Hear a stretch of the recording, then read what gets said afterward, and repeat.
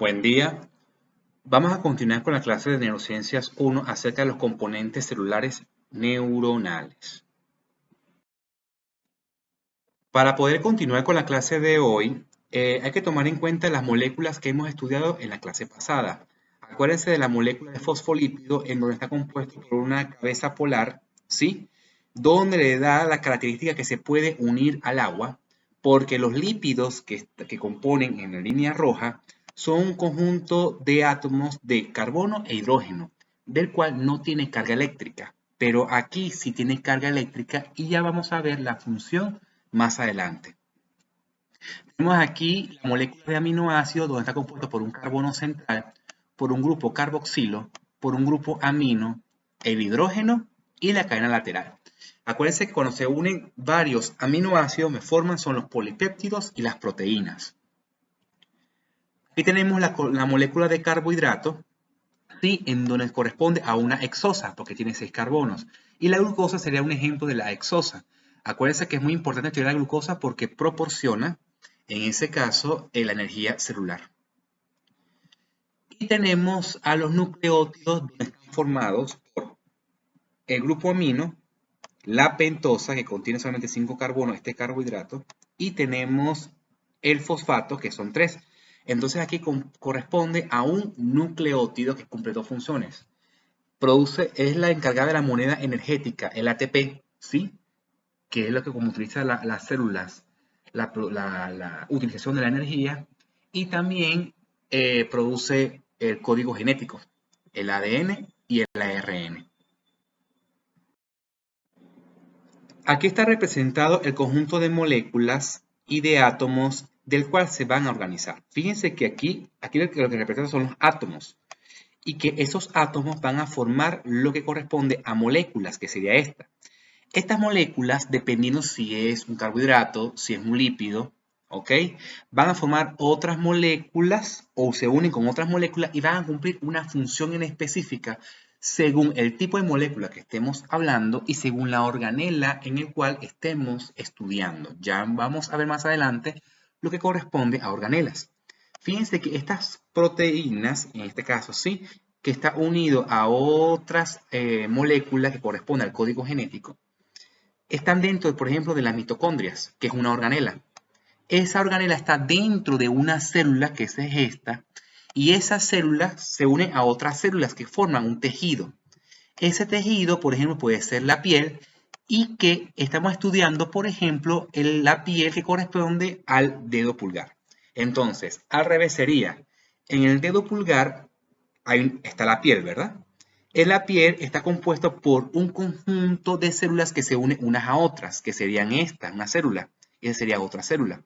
Dentro de la célula hay organelas. Aquí estamos estudiando, serían las mitocondrias.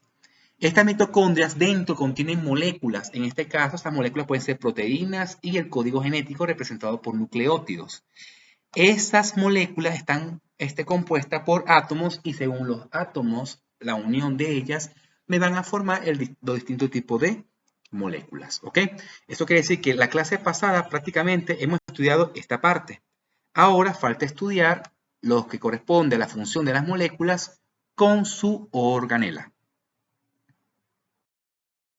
Entonces, esto es lo que representa a la célula. Contiene un conjunto de organelas que vamos a identificar cada una de ellas y que va a cumplir una función en específica. Ustedes se preguntarán, ¿cuál sería la función entonces que estudiemos cada una de las organelas?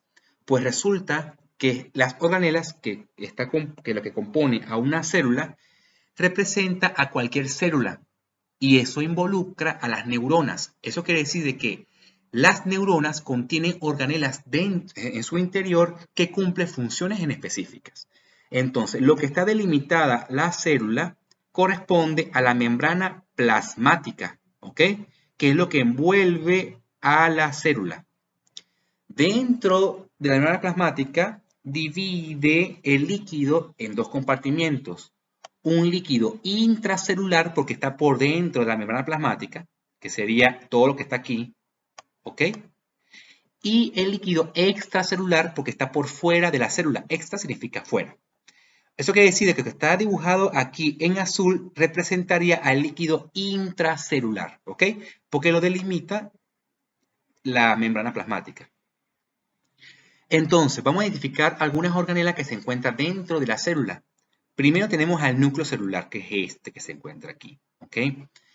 Luego, lo que se encuentra por fuera del núcleo celular corresponde a este sistema de túbulos, que corresponde al retículo endoplásmico, que se divide en dos, en retículo endoplásmico rugoso y en retículo endoplásmico liso. El retículo endoplásmico rugoso es lo que está cerca del núcleo, que sería más o menos como este. Y el liso, o el retículo endoplásmico liso, es lo que se aleja del núcleo celular. ¿Ok? ¿Por qué se llama rugoso y por qué se llama liso? Rugoso es porque están asociados a los ribosomas. Ya vamos a ver más adelante la función de los ribosomas. Aquí tenemos, por ejemplo, a las mitocondrias, ¿sí? Aquí tenemos a los lisosomas, que cumplen otra función en específica, y aquí tenemos al aparato de Golgi, ¿ok? Entonces, esas son las organelas principales que vamos a estudiar el día de hoy. Vamos a comenzar con la membrana plasmática. Resulta que la membrana plasmática es como digamos la barrera o lo que delimita a la célula. Y es tanto así que fíjense que lo que está representado en gris sería la membrana plasmática y fíjense que las pelotitas que están dibujadas aquí de color azul y de color gris están por fuera de la célula, eso quiere decir que se encuentran en el líquido extracelular, en relación a las pelotitas rojas y verdes que están en el líquido intracelular. Eso quiere decir que estas pelotitas de diferentes colores no pueden atravesar la membrana plasmática. De alguna manera, esta membrana forma una barrera del cual no puede traspasar estos colores o estos distintos colores que cada una puede representar distintas moléculas. ¿Ok? Y más complejo se vuelve que si dentro de la célula, que sería esta, hay otros compartimientos que delimitan la membrana, ¿sí?, de lípidos, en donde, por ejemplo, las pelotitas amarillas y anaranjadas no pueden salir hacia otros compartimientos dentro de la célula. Ahora imagínense que este compartimento que está aquí delimita a las organelas, o sea, retículo endoplasmático rugoso, el liso, mitocondria, núcleo celular. O sea que cada organela está envuelta por membranas, ¿sí? Y todas las organelas la envuelve una membrana externa que sería la membrana plasmática, ¿ok? Entonces, las membranas de alguna manera funcionan como barreras. Y ya vamos a ver a grosso modo qué significa barreras, porque barrera quiere decir que interrumpe el paso, pero son específicas esas barreras, ¿ok? Para ciertas moléculas que vamos a ver más adelante. Por ejemplo, imagínense que esto sería la membrana plasmática y fíjense, por ejemplo, el verde que sí puede traspasar la membrana plasmática y la flecha azul significa que sí puede traspasar la membrana plasmática, pero habrán otras flechas que no, más bien rebota, no pasa a través de la membrana. Entonces aquí hay que introducir qué características deben tener las moléculas para que puedan traspasar la membrana y qué características deben tener las moléculas para que no puedan ser atravesadas por la membrana plasmática o a través de la membrana plasmática. Entonces, toda molécula que no tenga carga eléctrica puede atravesar la membrana plasmática. ¿Por qué? Resulta que la membrana plasmática está compuesta por fosfolípidos. ¿Se acuerdan los fosfolípidos en la clase pasada? Bueno, está compuesta prácticamente en su interior por grasa. Y lo que está representado aquí tiene que ser el líquido intracelular y lo que debería estar representado aquí sería el líquido extracelular. Eso quiere decir que estas moléculas, para llegar del líquido extracelular y atravesar y llegar al líquido intracelular, deben de cumplir cierta característica. Una de ellas es que no tenga carga eléctrica. ¿Se acuerdan el ejemplo que le coloqué del agua y el aceite? No se puede mezclar, ¿verdad? ¿Por qué? Porque el fosfolípido, o sea, el lípido como tal, no contiene carga eléctrica, ¿sí? Y el agua es un dipolo, tiene un polo positivo y un polo negativo, o sea, tienen cargas. Por esa razón, el agua y el aceite no se pueden mezclar. La única manera de que el aceite se pueda mezclar es con otras moléculas que no tengan cargas. Resulta que aquí están representados los gases. Por ejemplo, el oxígeno, respiramos. El CO2 que exhalamos, todos estos gases, como son gases y no tienen carga eléctrica, pueden atravesar fácilmente a través de la membrana plasmática sin transportadores, sin nada. ¿Entendido? Bien. Ustedes se preguntarán, ajá, ¿y por qué aquí la molécula de agua, el glicerol que también tienen carga, sí puede atravesar la membrana plasmática? Sí la atraviesa, pero con una condición. Y es que esa membrana plasmática debe tener un poro, o sea, un poro, ¿sí? Digamos que un orificio. Por ese orificio sí puede atravesar el agua, el glicerol y el etanol, por ese orificio, ¿ok? Porque ese orificio no tendría el fosfolípido y puede atravesar fácilmente la membrana. Si ese orificio no existiera, entonces no puede atravesar estas moléculas a través de la membrana plasmática. Ese orificio, por ejemplo, está compuesto por proteínas. Eso quiere decir que dentro de la membrana plasmática hay proteínas que le dan paso o que sirven de poro para pasar ciertas moléculas. O sea que hay una proteína que da función de poro o de abertura para que pase solamente el agua. Y habrán otras aberturas donde pasará el glicerol y el etanol. ¿Por qué estas moléculas no pueden atravesar la membrana plasmática? Porque resulta que tiene varias características. Una, tienen carga eléctrica, ¿ok? Y segundo, son moléculas más grandes. O sea, entre la molécula sea más grande, no puede atravesar la membrana plasmática. Mientras la molécula sea más pequeña, entonces sí puede atravesar la membrana plasmática. Y fíjate que estas no son moléculas, son átomos, como el sodio, el hidrógeno y algunas moléculas como el bicarbonato, no atraviesan la membrana plasmática porque contienen carga eléctrica. Fíjense que el sodio es positivo, el hidrógeno es positivo, el potasio es positivo, el cloro es negativo, el calcio es positivo y el magnesio es positiva. La única manera de que estas moléculas puedan atravesar la membrana plasmática es que tienen que existir proteínas dentro de la membrana plasmática para que se pueda atravesar estas moléculas y estos átomos. Sin proteínas que se encuentran aquí en la membrana plasmática, eso quiere decir que no pueden atravesar. Conclusión, tiene que haber, como digamos, un camino proteico para que estas moléculas y átomos pueden atravesar.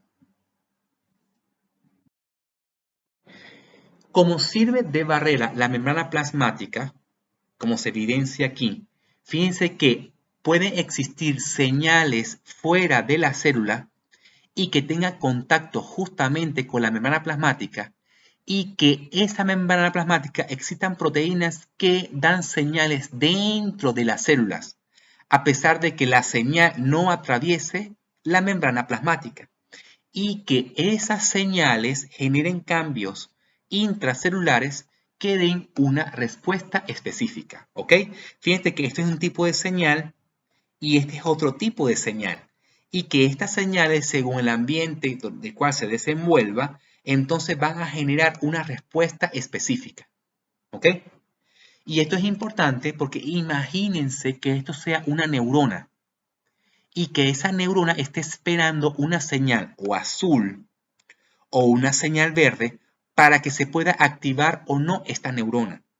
Entonces, como la neurona es una célula, tiene que estar envuelta por membrana plasmática y esa membrana sirve de barrera, pero tiene que estar sensando lo que está ocurriendo por fuera de las neuronas para poder decir o para poder definir si enviar o no cierto tipo de información, ¿ok?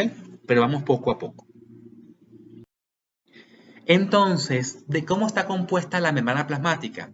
Está compuesta por fosfolípidos. Fíjense que aquí está la cabeza polar, el glicerol, por ejemplo, en la cadena lateral.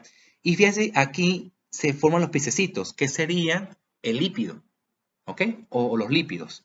Entonces, fíjense que, ¿por qué bicapa lipídica? Porque esta sería una capa y esta sería otra capa. O sea que las cabezas polares es la que está en contacto con el agua, o bien sea el líquido intracelular o bien sea el líquido extracelular.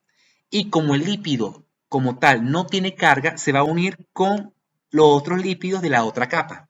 Y de esa manera, dentro de la membrana plasmática está compuesta por lípidos. Y la parte externa e interna que envuelve serían las cabezas polares que tienen contacto con el agua, porque las cabezas polares de los fosfolípidos sí tienen carga. Lo que está representado en verde serían las distintas proteínas transmembrana. ¿Por qué transmembrana? Porque atraviesa la membrana. Y cada proteína transmembrana cumple una función en específica. ¿Sí? Ya dimos un ejemplo. Pueden formar poros por el cual puedan atravesar el agua, por ejemplo, o el glicerol. También pueden formar poros donde puedan atravesar el sodio, el potasio, el bicarbonato, el cloro. ¿Ok?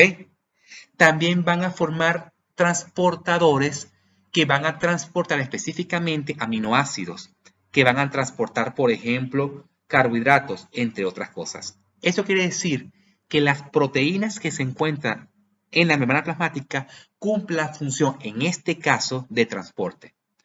Por esa razón es importante la primera clase, porque si al entender que existen distintos tipos de moléculas con ciertas características, podemos ya introducir que, por ejemplo, la membrana plasmática está compuesta por fosfolípidos, que ya saben que es un fosfolípido, y que dentro de esta membrana contiene proteínas transmembranas. Ya saben lo que es una proteína transmembrana y ya saben por qué existen proteínas transmembranas, para poder atravesar ciertas moléculas que no lo podrían atravesar per se en la membrana donde contengan fosfolípidos, ¿sí? Forman como poros. Esta sería la membrana plasmática, ¿ok? Entonces ya voy a introducir la función de las distintas proteínas de transmembrana. O sea, que transmembrana es porque atraviesa la membrana plasmática completamente. Entonces vamos a clasificar las funciones de las proteínas transmembranas. Tenemos las de tipo transportadoras, las de tipo anclaje, las de tipo receptoras y las de tipo enzimática. Lo que he mencionado, ¿se acuerdan de la diapositiva anterior que atraviesa, por ejemplo, el agua y el sodio? Serían las de tipo transportadoras, porque me va a transportar, por ejemplo, sodio, el potasio, los aminoácidos, etc. Las de tipo anclaje es porque, imagínense que este sería el líquido extracelular y aquí sería el líquido intracelular. O sea, de que esa célula se va a anclar y no va a poder movilizarse hacia otro sitio porque está anclada. ¿Sí? Esta membrana plasmática está anclada a un sitio específico, en una organela o un órgano específico, y en el líquido intracelular, que está anclada a otras moléculas que le podrían darle forma a la célula. Ya veremos más adelante que las neuronas se encuentran en el cerebro, por ejemplo, o en el sistema nervioso central, es porque están ancladas, ¿sí? En su posición específica. Y que las neuronas tienen formas específicas. Vamos a ver más adelante que hay neuronas que tienen forma de pera, son las piriformes. Hay neuronas que tienen formas estrelladas. Hay neuronas que tienen forma granular. Hay neuronas que tienen forma piramidal y es porque están ancladas a otras proteínas dentro de la célula. ¿Ok?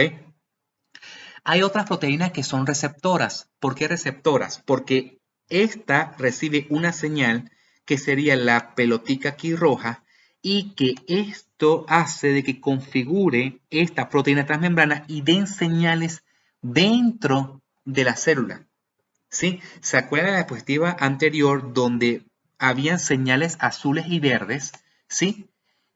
Y esas señales azules y verdes darían respuesta dentro de la célula. Bueno, ahora imagínense que la neurona esté esperando a la señal roja, que sería aquí, para que esta proteína se active y den señales dentro de la neurona.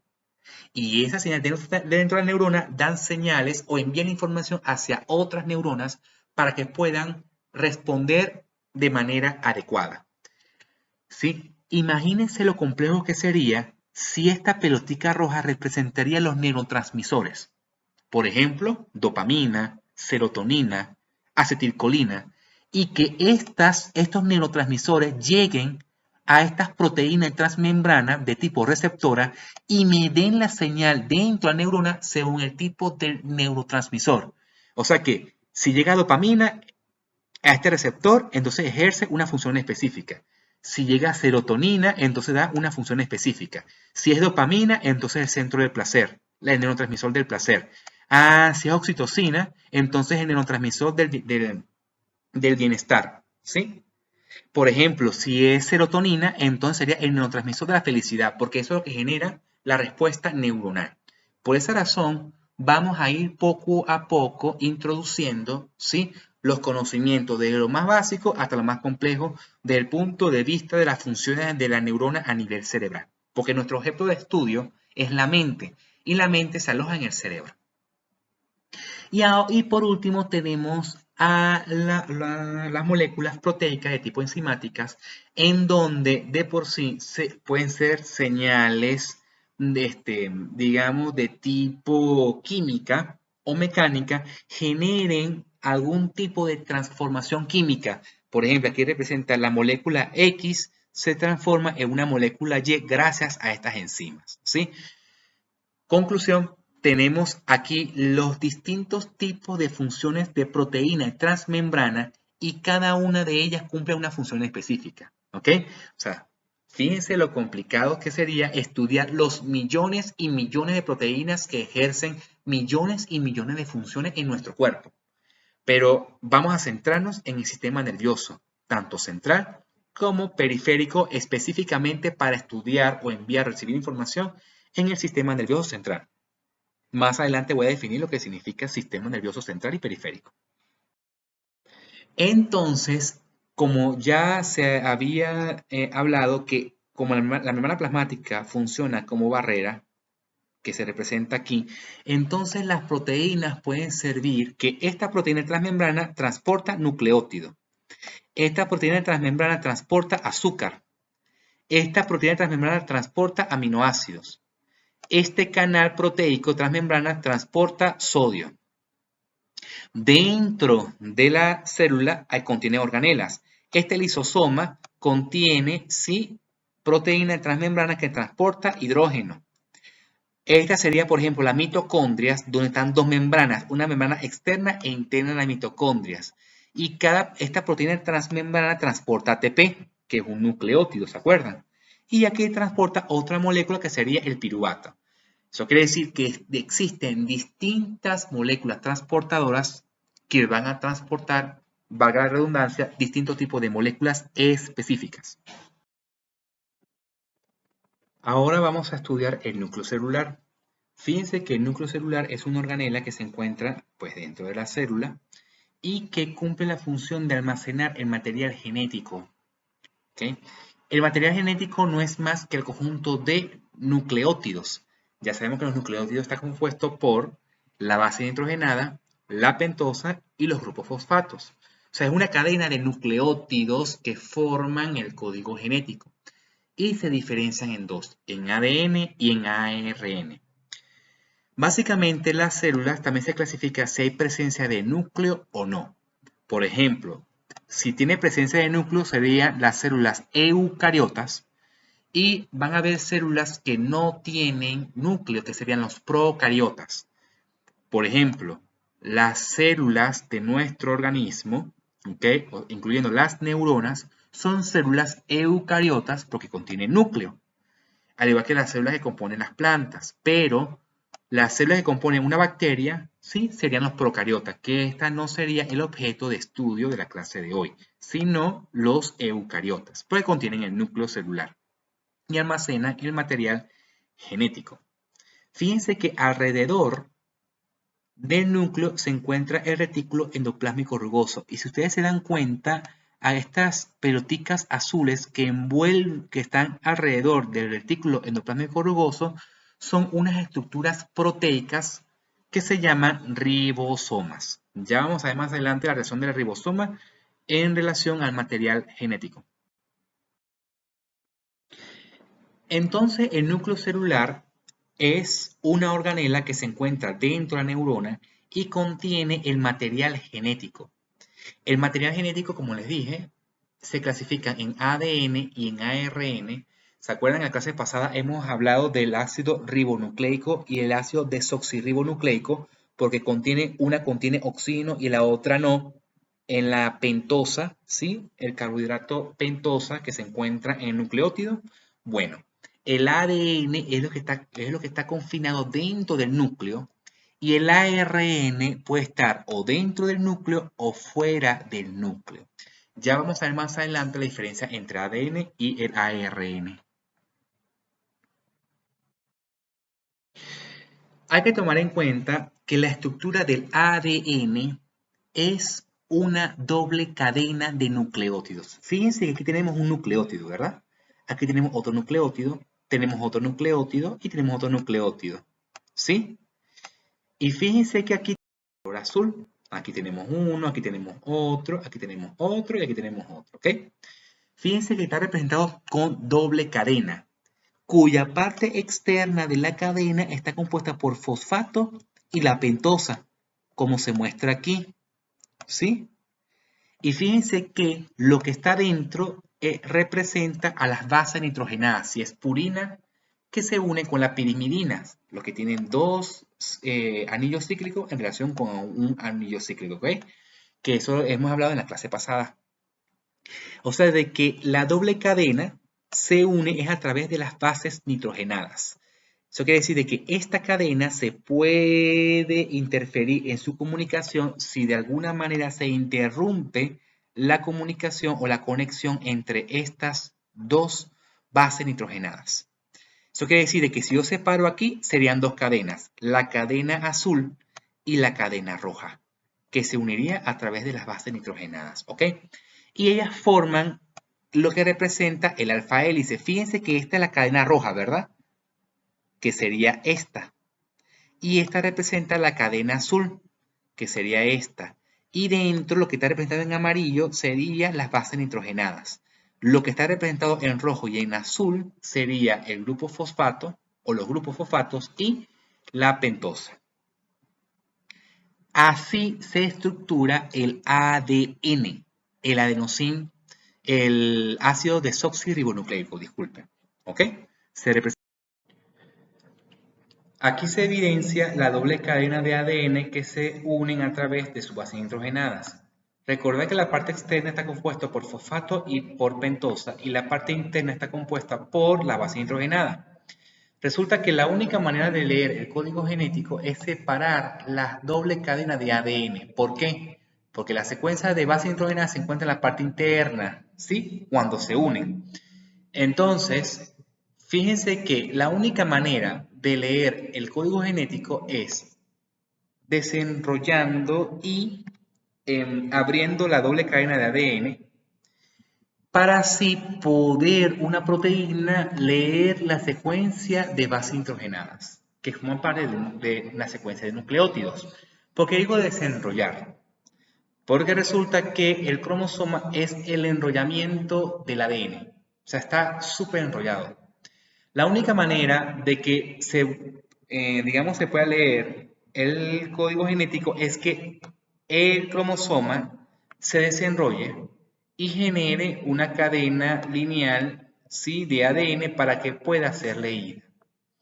En el momento en el cual se forma el cromosoma es porque el código genético no se está leyendo. En ese momento se encuentra en un proceso de división celular, la célula, bien sea mitosis o bien sea meiosis. Entonces, una vez que se produzca la mitosis o la meiosis, que es la división celular, entonces allí el cromosoma se desempaqueta, ¿sí?, o desenrolla para generarse el ADN lineal y que se pueda leer el código genético. La pregunta sería, ¿las células de tipo neurona se multiplican? Sí y no. ¿Por qué digo sí y no? Sí se multiplican, pero en la fase, digamos, de la madurez cerebral. Eso quiere decir en la vida fetal. ¿Ok? Una vez que nace el bebé, digamos que hay un cierto periodo de tiempo que hay división celular, ¿ok? Neuronal. Hablo de tipo neuronal. Pero ya después, las neuronas que se encuentran en el sistema nervioso son las que se establecen y de allí no va a haber división celular. Entonces, que si la neurona de un adulto hay cromosomas, pues no lo hay, porque las neuronas no se multiplican, ¿ok? O por lo menos no hay base científica de que las neuronas se multipliquen. ¿Qué pasa? Que aquí, si se dan cuenta, la doble cadena de ADN muestran que una parte de esa doble cadena hay un gen. Resulta que ese gen es la secuencia de nucleótidos por el cual va a codificar la secuencia de aminoácidos. ¿Se acuerdan que la secuencia de aminoácidos es o conforma lo que es el polipéptido y las proteínas? ¿Se acuerdan? Esto quiere decir que la secuencia de aminoácidos que se encuentra en el núcleo celular al final se van a transformar en secuencia de aminoácidos para formar las proteínas. Es como que las proteínas están codificadas en el gen o un gen que se encuentra en la cadena larga de ADN. ¿Sí? Entonces, ese código genético van a formar códigos de secuencia de aminoácidos al final. Pero el ADN se encuentra en el núcleo celular y resulta que la síntesis de proteínas, síntesis de formar proteínas, se realiza fuera del núcleo celular. Se preguntarán, ¿cómo es que la secuencia de nucleótidos que se encuentran en el núcleo puedan formar secuencias de aminoácidos fuera del núcleo? Es a través del ARN. ¿Ok? El ARN, que en este caso sería el mensajero, envía el mensaje justamente del código genético que se encuentra en el núcleo celular, forma una copia exacta a través del ARN mensajero. Este ARN mensajero que se formó en el núcleo sale al citoplasma, que el citoplasma es el líquido intracelular donde están todas las organelas, y allí se forman la secuencia de aminoácidos que corresponde a una proteína. Con este ejemplo, ¿sí? Imagínense que exista una codificación errada o una secuencia errada de nucleótidos en el genoma humano. La pregunta sería, ¿habría una secuencia de aminoácidos correcto? No. Y ustedes se dan cuenta en la diapositiva y clases pasadas la función o las funciones de algunas proteínas. ¿Se acuerdan de la proteína transmembrana? Que si el canal de sodio, que si de tipo anclaje, todas ellas deben estar codificadas en el código genético, para la redundancia, en el ADN. Entonces tiene que haber una secuencia específica del código genético para producir las proteínas adecuadas que cumplan su función en específico. Si hay alguna especie de desorden genético en el orden de nucleótidos, van a haber desorden en el orden de los aminoácidos y por ende no va a ejercer su función en específica esa proteína. Va a ser una proteína anómala. ¿Sí? Por esa razón existen varias enfermedades donde hay lo que se llama mutación genética. Crean genes errados, consecuencias de nucleótidos errados y generan proteínas erradas. ¿Ok? Entonces, enfermedades como el Alzheimer, enfermedades como epilepsia, que son heredables, es porque el gen que debería estar almacenado de manera correcta en el ADN, pues genera un código errado y genera una proteína anómala o errada. También el cáncer se puede justificar por la mutación genética. Entonces, existe una manera en la cual el ADN se multiplica, o digamos que generen una copia exacta, pero eso ocurre para crear cromosomas y generar la división celular, ¿ok? Ahora bien, el ADN, si se quiere leer un gen que se encuentra en si se quiere leer un gen que se encuentra en el ADN, para transformarse en ARN mensajero, entonces ocurre un proceso que se llama transcripción. Transcripción, como se me lo dice, es transcribir, es copiar. ¿Ok? Una copia del ADN al ARN. O sea, la secuencia de nucleótidos con sus bases nitrogenadas genera una copia exacta. La diferencia entre el ADN y el ARN, aparte de que uno tiene citosina y el otro tiene uracilo, es que la doble cadena que se genera y que se forma el ADN no lo tiene el ARN. El ARN solamente forma una sola cadena. ¿Ok? Cuando se forma el ARN mensajero que contiene la información del genoma o del gen que se encuentra en el ARN mensajero, sale del núcleo al citoplasma. Y existe unas proteínas que son los ribosomas que lee la secuencia de nucleótidos del ARN mensajero y comienza a secuestrar aminoácidos y van a formar la cadena de aminoácidos para que al final formen las proteínas. El proceso por el cual el código que genera el ARN mensajero que se forma o se transforma en digamos, secuencias de aminoácidos que producen las proteínas se llama traducción, de traducir. Por ejemplo, yo voy a traducir del inglés al español. Bueno, voy a traducir la secuencia de nucleótidos a secuencias de proteínas.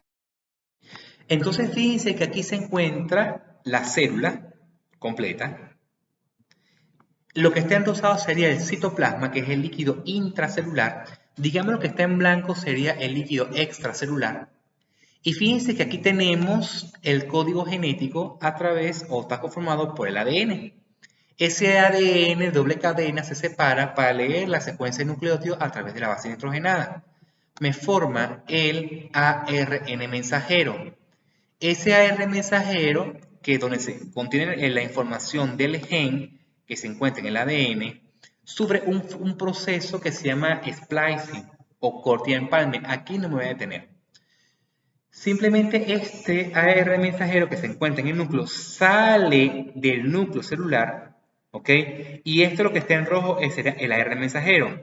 Lo que está aquí alrededor, lo que está en gris, sería los ribosomas que me está leyendo esta secuencia de nucleótidos. Y me va a formar esa secuencia de nucleótidos en secuencia de aminoácidos, que es lo que está representado de las pelotitas de color verde, ¿ok? Que al final me forman la proteína. O sea que estas proteínas que están conformadas por secuencias de aminoácidos, en principio están codificadas en el núcleo celular a través del ADN, ¿ok? ¿Existe otro tipo de ARN? Sí, está el ARN transferencia que se une al que se encuentra dentro del ribosoma, pero aquí no me voy a detener. Simplemente con que sepan que hay un proceso de traducción en el cual la secuencia de nucleótidos van a transformar en secuencia de aminoácidos es suficiente. Entonces, fíjense que esta es la secuencia lineal de ADN doble cadena y ellas se enrollan, ¿ok? Lo que está en amarillo se llaman histonas. Estas histonas lo que hace es enrollar al ADN. Entonces, el conjunto de histonas me forma un super enrollamiento que al final me produce más enrollamiento o empaquetamiento, más enrollamiento y me forma parte de un cromosoma. Les dije que la única manera de que se forme el cromosoma es que haya división celular, o bien sea por mitosis o bien sea por meiosis. Pero fíjense que este fragmento del cromosoma me va a formar o contiene el código genético a través del ADN. Entonces, la única manera de que se forme el cromosoma es mediante la división celular. En ese momento, cuando hay división celular y me forma el cromosoma, el núcleo celular desaparece. Porque en ese momento, cuando se divida la célula en dos, entonces me van a formar un nuevo núcleo celular, ¿ok? Que contiene la copia exacta del ADN de la célula madre y de la célula hija. O sea, genera un clon. Ahora vamos a hablar acerca de las mitocondrias. La mitocondria es la organela celular que me produce ATP. Acuérdense que el ATP es el adenosín trifosfato y es la que me va a formar la moneda energética. ¿Okay? Básicamente las mitocondrias me va a consumir oxígeno y carbohidratos para formar dióxido de carbono y ATP. Fíjense que aquí tenemos una representación de una célula, ¿sí? De color rosado. y que lo que representa el círculo o el óvalo amarillo sería la proteína transmembrana, ¿ok? Y esa sería la membrana plasmática, que transporta la glucosa. La glucosa entra del líquido extracelular al líquido intracelular, dentro de la célula. Esta glucosa, que es una hexosa, vimos en la clase pasada lo que significa un carbohidrato y que la glucosa contiene 6 carbonos, ella produce un proceso que se llama glicólisis. Glicólisis viene de lisis, de romper, de degradar. Esta glucosa, que es adquirida en el alimento, llega de alguna manera a la célula, dentro de la célula, a través del torrente sanguíneo, etc. ¿Ok? Y esta glucosa se transforma en piruvato. ¿Sí? Cada piruvato contiene 3 carbonos y 3 más 3 serían 6. O sea que los 6 carbonos que estaban en la glucosa se convierten en 3 carbonos de piruvato cada uno. O sea que forman 2. Ese piruvato que se formó a través de la degradación de la glucosa, que sería ahí va a entrar a las mitocondrias, ¿ok? Y va a entrar en un ciclo que se llama el ciclo de ácido cítrico o el ciclo de Krebs. Este ciclo agarra el piruvato y va a liberar una molécula que se llama NAD, la NADH. Esta NAD es la que va a proporcionar la energía necesaria para producir el ATP. Eso quiere decir que de la degradación del piruvato, a través del ciclo de Krebs o ácido cítrico, me va a producir la NAD y esta NAD le aporta la energía a las mitocondrias para producir ATP, que es un nucleótido que representa la moneda energética. Aparte, este ciclo, cuando se consume el piruvato, que al final este piruvato viene de la glucosa, va a producir una molécula de CO2, que es el dióxido de carbono. Si se dan cuenta aquí, la molécula de CO2 se compone por 2 átomos de oxígeno con un átomo de carbono. Y este carbono proviene de la glucosa. ¿Sí? Ahora, la mitocondria, hasta ahora la información que he dicho, es que consume el piruvato a través del ciclo de Krebs y me produce la NAD, que es la moneda energética para producir ATP, y también produce el CO2. Aparte, también la mitocondria consume oxígeno gaseoso. ¿Por qué? Porque cuando la NAD aporta energía a la mitocondria para producir ATP, produce lo que se llama radicales libres. ¿Se acuerdan de un átomo que contiene protones, neutrones y electrones? Los electrones que se encuentran en la periferia del núcleo del átomo, imagínense que se escape un electrón. Ese átomo se vuelve como inestable. Claro, porque le falta un electrón porque se escapó de alguna manera de las órbitas del átomo. Entonces, ese electrón libre, si no lo capta algo o un sistema protector de la célula, ese electrón se va a añadir a otro átomo y lo va a desestabilizar. Y eso hace que cuando un átomo se desestabilice, genere desestabilización de toda la molécula completa y esta molécula a otras moléculas y al final genera muerte de la célula. ¿Ok? Entonces, ¿quién capta los radicales libres para que no produzca ese proceso engorroso de muerte celular? Unas moléculas que se llaman antioxidantes. Entonces, cuando ustedes escuchen de antioxidante es porque reduce los radicales libres. Y los radicales libres son electrones que se escapan de sus órbitas de átomos.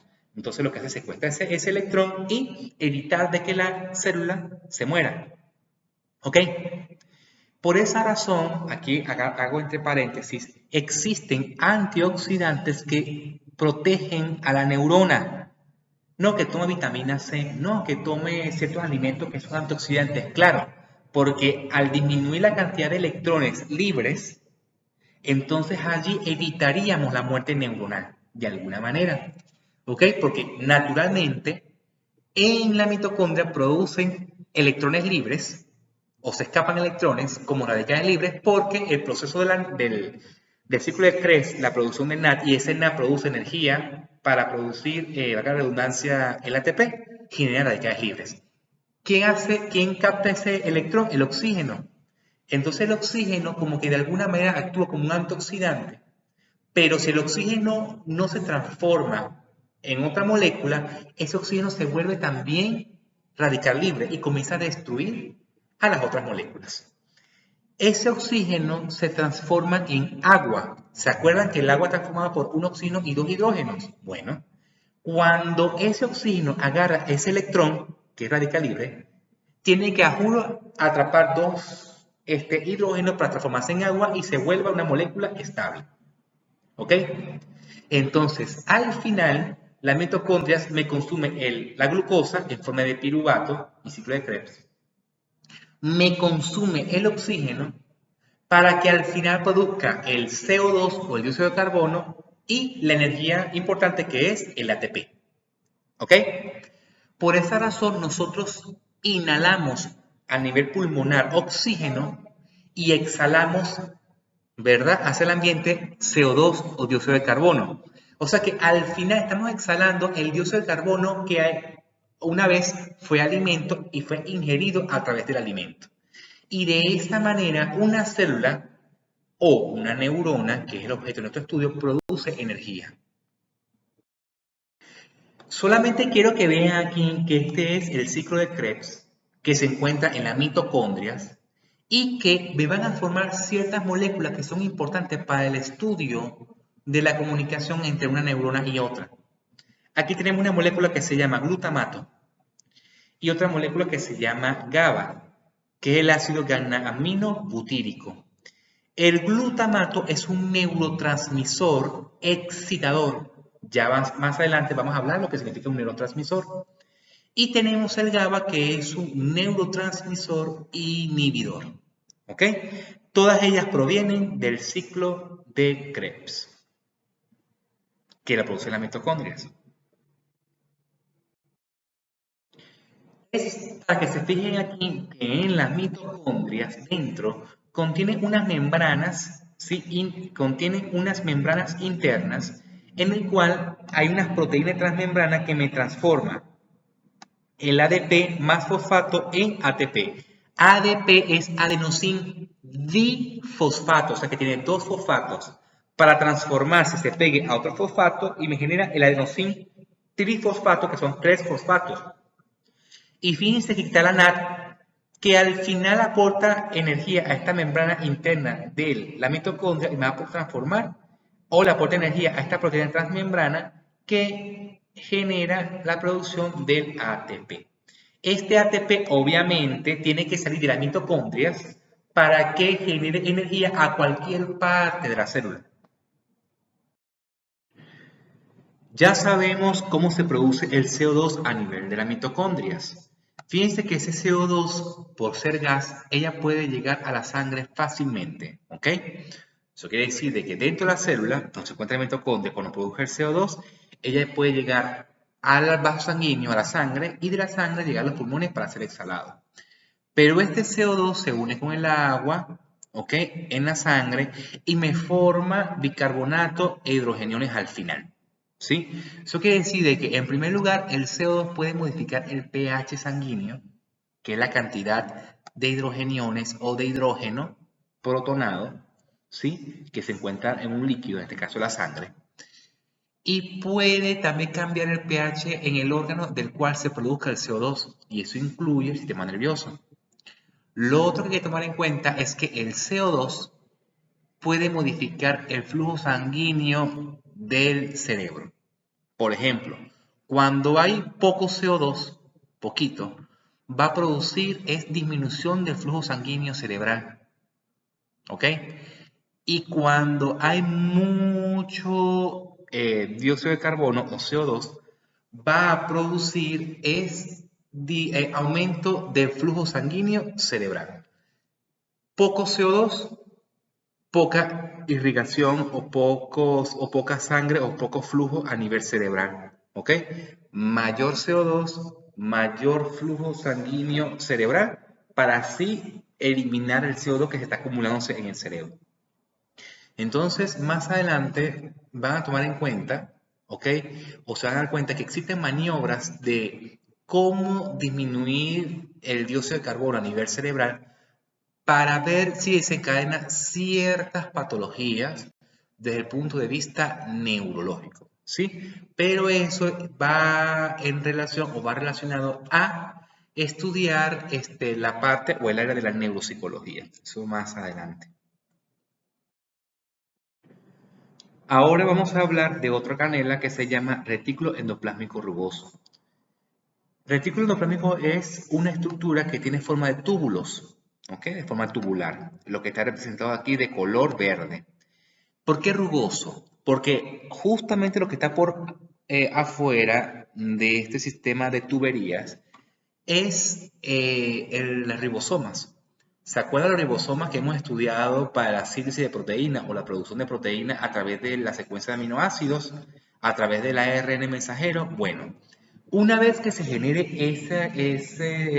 esa secuencia de aminoácidos, ellas van a entrar dentro del retículo endoplasmático rugoso. ¿Para qué? Para que se le agreguen o le corten ciertos aminoácidos en la parte final, para agregarle ciertos carbohidratos y así darle la funcionalidad correcta a la proteína. ¿Ok?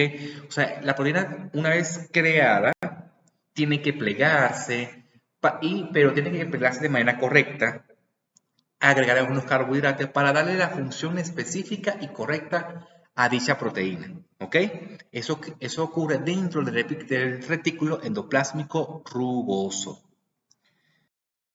Después del retículo endoplásmico rugoso, pasa al retículo endoplásmico liso. ¿Por qué liso? Porque justamente en esa parte del retículo endoplásmico no hay ribosomas. Sigue modificándose esa proteína recién sintetizada, ¿sí? Gracias a los ribosomas y que llegaron en primer lugar al retículo endoplásmico rugoso. Pero el retículo endoplásmico liso cumple otra función, que es almacenar calcio. Ya vamos a ver más adelante la función del calcio en la neurona, ¿ok? Una vez que la proteína ya haya cambiado, ¿sí? Su conformación dentro del retículo endoplasmático rugoso en primer lugar y luego el liso, va a pasar a otra organela que es esta, que sería el aparato de Golgi. El aparato de Golgi cumple la misma función de retículo endoplasmático rugoso y liso. Siguen modificándose esas proteínas, siguen, digamos, perfeccionando más su función, ¿sí? Agregándole más carbohidratos, quitándole otros, ¿ok? A través de este sistema de cisternas o de tubos, ¿ok? Hasta que vaya a ser almacenado en forma de una vesícula. Una vesícula es como una esfera hueca y que dentro contiene esas proteínas. ¿Para qué? Para que al final estas, como todos estos son membranas plasmáticas prácticamente, ¿verdad? Porque todas las orgánicas tienen membrana plasmática, estas o queden dentro de la membrana plasmática de la célula y forman una proteína transmembrana, por ejemplo, canal de sodio o que transporte glucosa, ¿sí? O vaya a salir de la célula. Eso quiere decir de que pasa del líquido intracelular al líquido extracelular para cumplir otras funciones, ¿ok? Entonces, fíjense el proceso por el cual comienza desde el código genético hasta que esa proteína o esté en la membrana plasmática o en las membranas de cualquier organela o pueden ser, digamos, sacadas de la célula. ¿Sí? Dicho así a grosso modo. ¿Ok? Pasa por un proceso de modificación en el retículo endoplasmático rugoso, el liso y el aparato de Golgi. Ahora vamos a hablar de otras proteínas que cumplen otras funciones específicas. Como les digo, existen muchísimas proteínas con muchísimas funciones.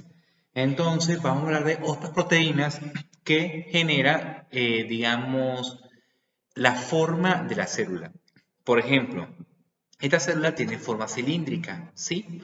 Y eso es gracias a una proteína que forma lo que se llama el citoesqueleto. Cito viene del prefijo célula. Esqueleto viene el sufijo de darle forma a la célula. Entonces existen tres tipos de citoesqueletos. Tenemos los filamentos intermedios, tenemos los microtúbulos y tenemos los filamentos de actina. ¿Ok? Fíjate que los filamentos intermedios están en toda la parte interna de la célula. ¿Ok? Rodea el núcleo y se encuentra en todo el espacio de la célula. Los microtúbulos parten como de una polaridad del núcleo celular y de ahí parten como si fueran piececitos alrededor de este punto inicial. ¿Ok? Son otras proteínas que se llaman microtúbulos. Y existen los filamentos de actina que está justamente en la parte interna de la membrana plasmática de la célula. Sí, justamente está alrededor. Fíjense que esta proteína tiene esta conformación tubular, o sea, partes pequeñas de proteínas se unen a otras partes pequeñas de otras proteínas y esta forma de tubo. ¿Sí? Este tiene otra forma como si fuera doble cadena, helicoidal, y ya tiene como una especie de túbulo o de tubos, pero más grandes. Entonces, cada una de ellas cumple una función en específica. ¿Ok? Por ejemplo, cuando estudiamos la neurona tiene diferentes formas, ¿sí? Hay algunos tienen forma de pera, otros tienen forma, por ejemplo, de estrella, otros tienen forma, digamos, de esfera, y todo eso es gracias a los citoesqueletos, ¿sí? Ahora bien, otra función que vamos a ver más adelante con respecto a los microtúbulos, aparte de darle forma a la célula, es transportar sustancias dentro de la neurona, desde el núcleo celular hacia otro sitio de la célula, ¿sí? Que en este caso sería la neurona. ¿Ok? Sirve como si fueran carreteras, donde transportan cosas. Puede inclusive transportar neurotransmisores, pero eso lo vamos a hablar más adelante. ¿Ok? Y los filamentos de actina también sirven no solamente para darle forma a la célula, sino que también existen otras proteínas fuera de la célula y sirve como de sostén, como que esta célula pertenece al cerebro, por ejemplo. Esta célula le pertenece a la médula espinal, esta célula le pertenece al hígado. Entonces cada uno tiene como un sitio de fijación en su órgano correspondiente. Fíjense, aquí tenemos los tipos de citoesqueleto que da forma de estrella, por ejemplo, o forma alargada, ¿sí? En fin, le da la forma a la célula y ya le dije algunas otras funciones que de importancia para estudiar la neurona. Por ejemplo, los microtúbulos de transporte y los filamentos de actina como sitio de anclaje con respecto al ambiente donde se encuentre dicha célula, ¿ok? Y que se mantenga allí. O sea que no vamos a ver neuronas en otros sitios que no le corresponda al órgano que le compete, que es el sistema nervioso. También existen otras proteínas, pero esta vez de transmembrana, donde comunica una célula con otra. Fíjense que esta proteína verde es transmembrana porque está dentro de la membrana plasmática. Y lo que está en azul es el citoesqueleto. Fíjense que este citoesqueleto de esta célula se comunica con el citoesqueleto de esta otra célula gracias a estas proteínas transmembranas que comunica y forma como un anclaje. ¿Sí? Fíjense que aquí inclusive, fíjense, esta célula tiene forma alargada, ¿verdad? Y fíjense que el líquido rosado no se mezcla con el líquido azul gracias a que estas dos células hacen como una especie de cierre hermético que no permite de que se comunique este espacio con este espacio. La única manera de que digamos, las moléculas que se encuentren aquí en el líquido rosado pasen al líquido azul o bien sea a través entre una célula y otra a través de los sitios de cerclaje, o sea, de oclusión por estas proteínas verdes, o a través de la célula, sería transcelular. ¿Ok? Existen otras proteínas que tienen forma de canal que se comunica una célula con otra de manera directa. Y existen otras proteínas que dan como una especie de espacio entre una célula y otra, pero estas proteínas verdes funcionan como una especie de puente y hace de que esta célula no se separe de esta otra célula. Esto, por ejemplo, es una sinapsis y esta es la manera como una neurona se comunica con otra, a través de sinapsis química. Imagínense que estas pelotillas que se encuentran aquí son vesículas, donde dentro hay una sustancia química que se llaman neurotransmisores y que tienen que ser liberadas aquí a este espacio sináptico y que estos neurotransmisores actúen sobre unas membranas que se encuentran aquí postsinápticas, porque es posterior, sináptica porque es sinapsis, y existen unas proteínas transmembrana aquí que reciba a estos neurotransmisores y genere señales químicas hacia la otra neurona. ¿Sí? Por esa razón es muy importante estas clases, porque cuando hablemos más adelante de neurotransmisores, de cómo hace para que la neurona aumente la plasticidad neuronal, cómo influye ciertas enfermedades cerebrales que puedan modificar la conducta humana, todo eso es regulado por prácticamente cambios químicos a nivel cerebral. Entonces es muy importante de entender, sí, por ejemplo, lo que corresponde a la sinapsis química.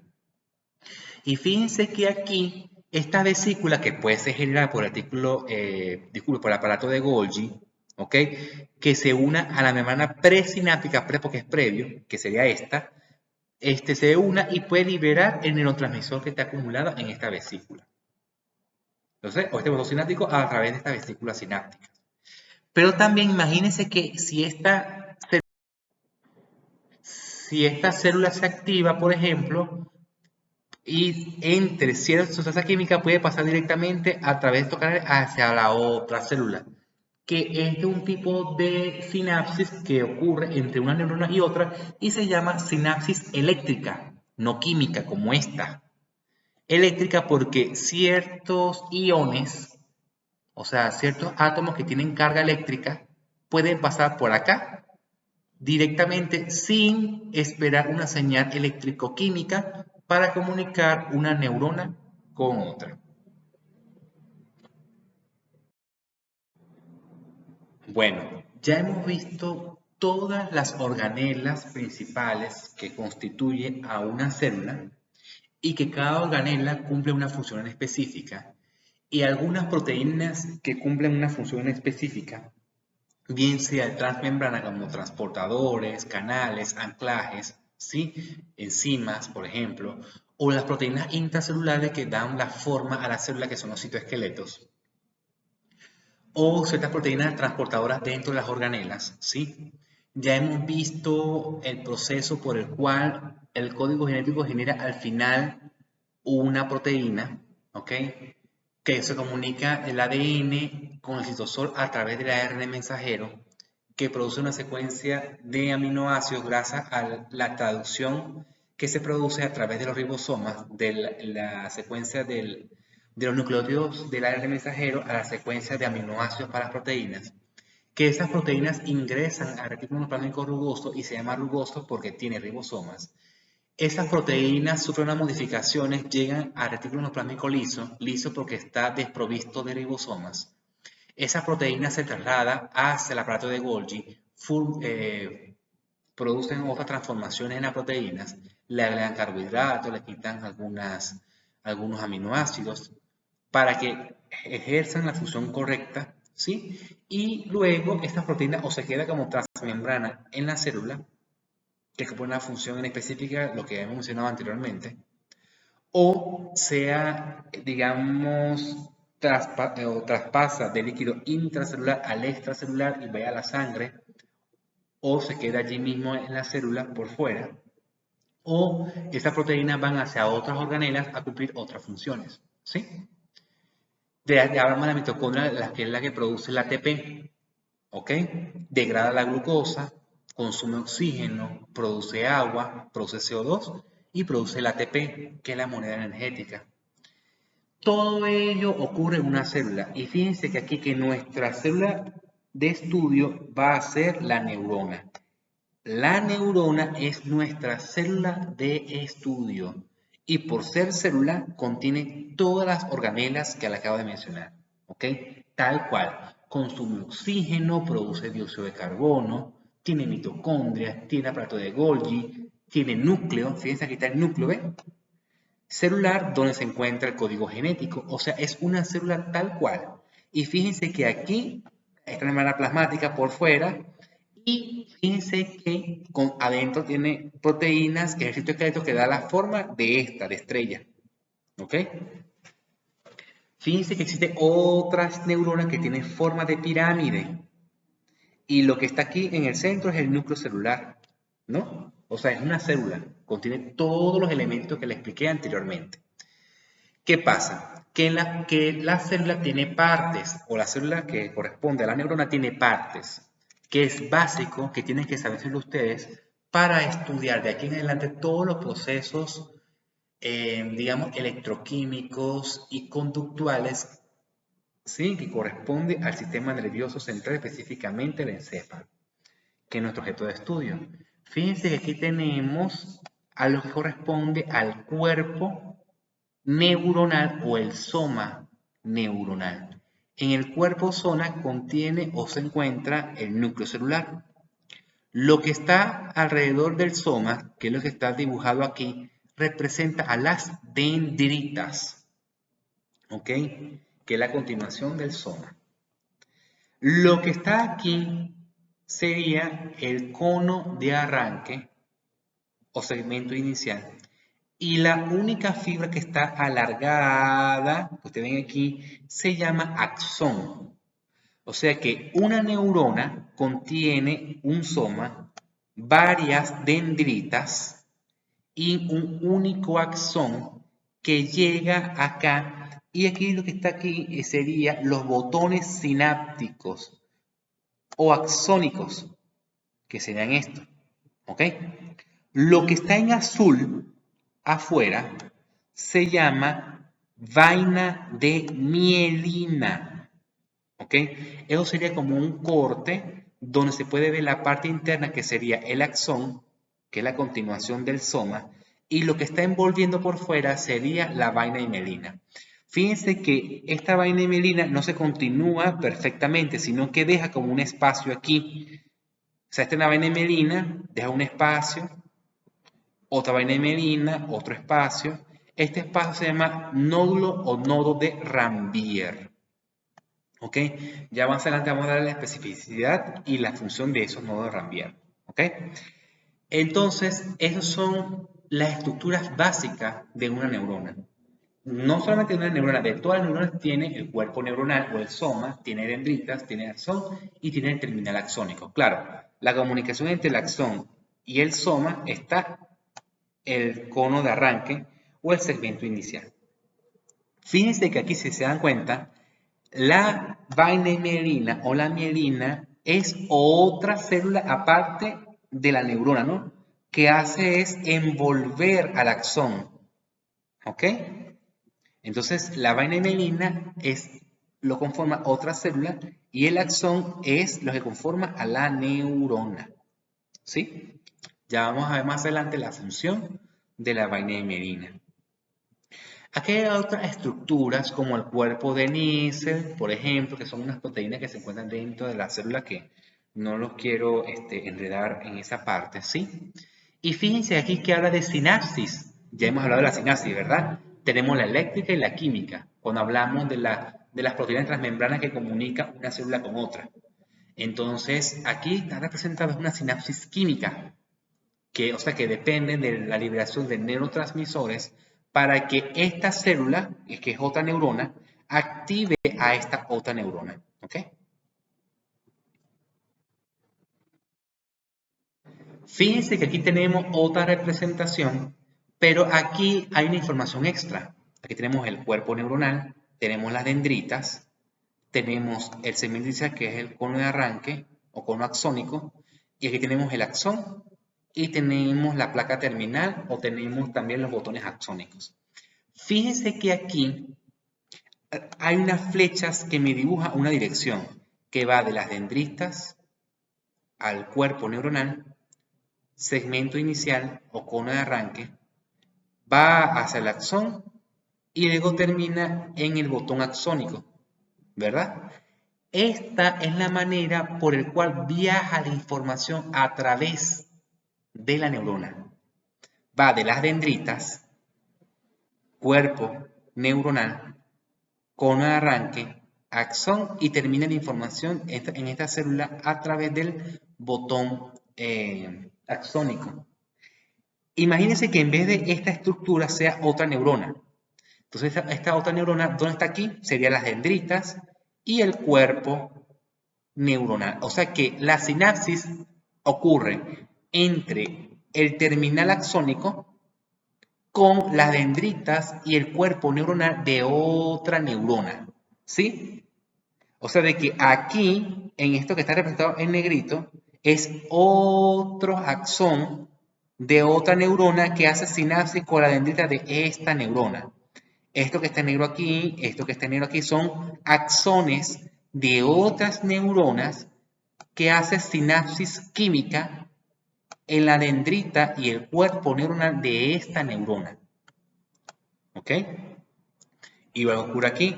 Fíjense que aquí tenemos el cuerpo neuronal, las dendritas, el axón y llega, por ejemplo, a este músculo. Fíjense que aquí esta es una neurona con su dendrita, está el axón y se comunica con esta otra neurona, con su cuerpo neuronal y sus dendritas. Y comunica el axón con otra estructura, por ejemplo, este músculo liso. Fíjense que aquí está representado en la porción, o sea, dividen desde el punto de vista funcional cómo se transmite la información. Que está la porción receptora, la porción conductora y la porción efectora. Receptora, cuerpo neuronal y dendritas. La conductora está el axón y la porción efectora, la porción terminal del axón y que se comunica mediante la sinapsis química a otra neurona. Aquí está representado con un corte transversal de un axón y fíjense cómo esta célula envuelve al axón, que sería esto que está amarillo aquí. Fíjense que da como vuelta, ¿ves? Aquí están representadas las flechitas. Obviamente, como esta es una célula, tiene su núcleo celular, tiene su núcleo celular que sería este. Y fíjense que ella va a envolver a este axón de esta manera circular. ¿Ok? Y genera como una especie de barrera de este axón que está aquí hacia el líquido extracelular que se encuentra acá. O sea que si este axón quiere adquirir algo de líquido extracelular que está fuera de la célula, tiene que atravesar todas estas capas para llegar aquí. Eso quiere decir que la vaina y mielina actúan como una especie de aislante. Y fíjense lo que está aquí. ¿Qué es esto? Esto es la bicapa lipídica. Eso quiere decir de que la vaina y mielina está compuesto por lípidos, por grasa. O sea que todo esto es una capa de grasa que me está envolviendo el axón. Ya saben las características que tiene que tener la molécula para poder atravesar una capa de grasa. No debe tener carga eléctrica, debe ser liposoluble, por ejemplo. O sea, liposoluble quiere decir que sea soluble en lípidos, o sea, que tenga afinidad con los lípidos, ¿ok? Tiene que ser moléculas pequeñas, etc. Por esa razón, la vaina de mielina actúa como un aislante, pero ¿se acuerdan que entre una vaina de mielina y otra existe como una especie de nodo, que no es Rambier? El nodo de Rambier es el sitio donde no hay vaina de mielina. Y justamente en el nodo de Rambier es donde hay intercambio iónico entre líquido intracelular, que es el axón, al líquido extracelular. Eso quiere decir que la vaina de mielina actúa como aislante y el nodo de Rambier actúa como el sitio donde hay intercambio iónico. ¿Ok? Porque la vaina de mielina está clasificado aquí en esta diapositiva. ¿Ok? ¿Qué pasa? Que las células que envuelve en el sistema nervioso periférico no es la misma la que envuelve al sistema nervioso central. Son distintos. Fíjense que existen varias formas de la neurona que se encuentran en sitios específicos en el sistema nervioso y que cumplen funciones específicas. Por ejemplo, esta es una neurona sensitiva. ¿Verdad? Este es el cuerpo neuronal con su núcleo. Y fíjense que hay dos prolongaciones axónicas. Y justamente aquí en los extremos están las dendritas de un lado. Y este corresponde al terminal axónico, que son las neuronas pseudo unipolar o pseudo monopolar. Pseudo significa falso. Pareciera que es un único polo donde se encuentra aquí las dendritas y el axón. En realidad todo esto es el axón, lo que está aquí sería la dendrita y aquí los terminales axónicos. Por supuesto, fíjense lo que está representado aquí en la flecha, ¿no? La dirección donde viaja la información a través de estas neuronas. Tenemos las neuronas bipolares porque tenemos dos polos. Un polo donde está el axón y otro polo donde están las dendritas, ¿ok? Tenemos otras neuronas que se llaman de integración. Tenemos las células piramidales. ¿Por qué? Porque tienen forma de pirámide. Estas son las dendritas y este es el único axón en la base de la pirámide. Tenemos las interneuronas que tienen forma, sí, esféricas, que son pequeñas. Y tenemos unas neuronas que son piriformes. Piriforme que tiene forma de pera. Aquí tenemos un penacho donde da como arborización de las dendritas y aquí tenemos el único axón. Por ejemplo, las células piramidales se encuentran en el cerebro. Las células de Purkinje se encuentran en el cerebelo. El cerebro cumple funciones específicas y el cerebelo cumple otras funciones específicas. Los nervios periféricos reciben información sensitiva, por ejemplo, el dolor, tacto fino, tacto grueso, vibración, todos ellos recogen información a través de la neurona pseudomonopolar. En la retina en el ojo se encuentran las neuronas bipolares, ¿sí? Que cumplen la función de transmitir la vía visual. Todas ellas las vamos a ver en su órgano correspondiente, ¿sí? Es para que sepan que existen diferentes formas de las células neuronales que cumplen funciones diferentes. Aquí tenemos, ¿sí? Las formas celulares, tenemos las células piriformes, las estrelladas, las pseudomonopolares, las células piramidales, las células estrelladas, que es la célula estrellada sería la motoneurona alfa, es la que da la inervación de la médula espinal hacia el músculo, por ejemplo, ¿sí? Como les digo, cada segmento del sistema nervioso, cuando veamos cada uno de ellos, vamos a especificar cada neurona en específico.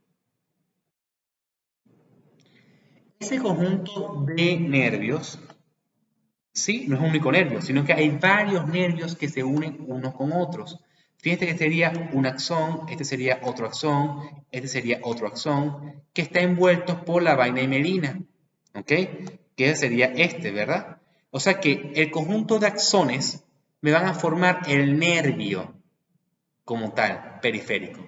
Fíjense que tenemos una neurona donde está el axón y la vaina himerina. El conjunto de axones me van a formar, sí, el nervio como tal, periférico. ¿Ok? Por ejemplo, aquí tenemos un segmento de la médula espinal donde se encuentra, aquí lo que está representado en puntico sería el cuerpo neuronal de la neurona pseudomonopolar, que cumple la función de enviar la información sensitiva desde la piel hacia la médula espinal o motora, va de la médula espinal hacia el músculo, por ejemplo, ¿sí? Entonces, fíjense, aquí tenemos un corpúsculo de Pacini, vamos a ver más adelante, recibe información vibratoria desde la piel hacia la médula espinal. Músculo estriado es el músculo bíceps, tríceps, ¿sí? Pectorales, que va de la médula espinal hacia el músculo, por ejemplo. Existen otras neuronas donde van a comunicar de la médula espinal hacia el sistema gastrointestinal. Participa, por ejemplo, en la motilidad intestinal, ¿sí? La frecuencia cardíaca, entre otras. Y aquí otra vez hablamos de la clasificación de las neuronas, si es unipolar, bipolar, pseudomonopolar o unipolar, y la multipolar. Por ejemplo, la estrellada es una célula multipolar. ¿Ok? Aquí tenemos las células de Schwann. Las células de Schwann son las células que forman la vaina himerina, ¿ok? Pero la vaina himerina del sistema nervioso periférico, porque los oligodendrocitos son los que forman la vaina himerina del sistema nervioso central. Eso lo vamos a hablar más adelante cuando hablemos de la clasificación del sistema nervioso central y periférico. ¿Ok? Entonces, fíjense que estas neuronas, ¿verdad?, están envueltas por endomicio o endoneuro, perineuro, que son, son tejidos fibróticos de fibrosis, y el epineuro, que es lo que envuelve al nervio como tal. Pero un nervio está conformado por prácticamente axones de neuronas.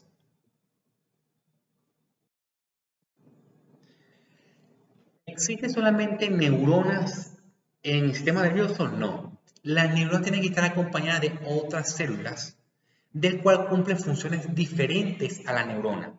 Tenemos las células de sostén, ¿por qué se llama sostén? Porque sostiene, ¿verdad?, a la neurona. Tenemos los astrocitos, ¿verdad? Los astrocitos participan en la regulación de la sinapsis química de la neurona. Aparte, los astrocitos participan también en la regulación y regeneración neuronal, pero también participa en la destrucción de la neurona. Y los astrocitos también forman la barrera que no permite que lo que haya en la sangre ingrese al sistema nervioso central. ¿Ok? Este es un vaso sanguíneo, por ejemplo, ¿ok?, donde no tiene sangre. Y el astrocito hace contacto con este vaso sanguíneo para evitar que traspase ciertas sustancias químicas que se encuentran en el vaso sanguíneo del cerebro hacia el sistema nervioso central. O sea que no cualquier sustancia puede ingresar a la neurona, porque el astrocito forma una barrera. Tenemos el oligodendrocito, que forma la vaina mielina del sistema nervioso central. Acuérdense que la célula de Schwann forma la vaina mielina del sistema nervioso periférico. Tenemos las microglías, que es, digamos, el sistema de limpieza del sistema nervioso central. O sea que si hay productos de desecho o proteínas viejas de desecho, ella lo que hace es eliminar, ¿ok?, estas proteínas, digamos, ya que no cumplen su función específica. Y tenemos el epéndimo, que es unas células que forman una barrera, ¿verdad?, pero no es la barrera que forman los astrocitos, sino que por dentro discurre lo que se llama el líquido cefalorraquídeo, que lo vamos a ver más adelante. Entonces, fíjense que este astrocito forma la regulación del axón en este caso, ¿verdad? Lo que está en azul sería la vaina mielina, y lo que está en rosado forma parte de los astrocitos, que es otra célula, porque fíjate que aquí se encuentra el núcleo celular. Y este es el vaso sanguíneo que te forma la barrera, que se llama la barrera hematoencefálica. ¿Okay? Hemato viene de sangre, encefálica porque es del encéfalo. Entonces, fíjense que este es el cerebro humano, y si hacemos un corte del cerebro y lo vemos en el microscopio, fíjense que vemos toda esta estructura que tenemos a la neurona con su cuerpo neuronal, el axón y sus dendritas. Tenemos los astrocitos, que, digamos, regula al axón o a la neurona como tal, y forma la barrera, lo que corresponde a la barrera hematoencefálica. ¿Ok? Tenemos aquí otros astrocitos. Tenemos el epéndimo, las células ependimales que están aquí, que aquí estaría el líquido cefalorraquídeo. Tenemos los oligodendrocitos, que forman la vaina mielina del sistema nervioso central, porque el cerebro forma parte del sistema nervioso central. Y tenemos una estructura que envuelve al cerebro, que son las meninges. Las meninges son hojas que envuelven al cerebro por la parte externa. Y son 3 hojas. Tenemos la dura madre, dura porque su hoja es gruesa. Tenemos el aracnoides y tenemos la pía madre. La pía madre es la más fina y la que envuelve el cerebro. La dura madre es la parte más externa y es más gruesa. ¿Ok? Pero fíjense que esto es lo que hay dentro.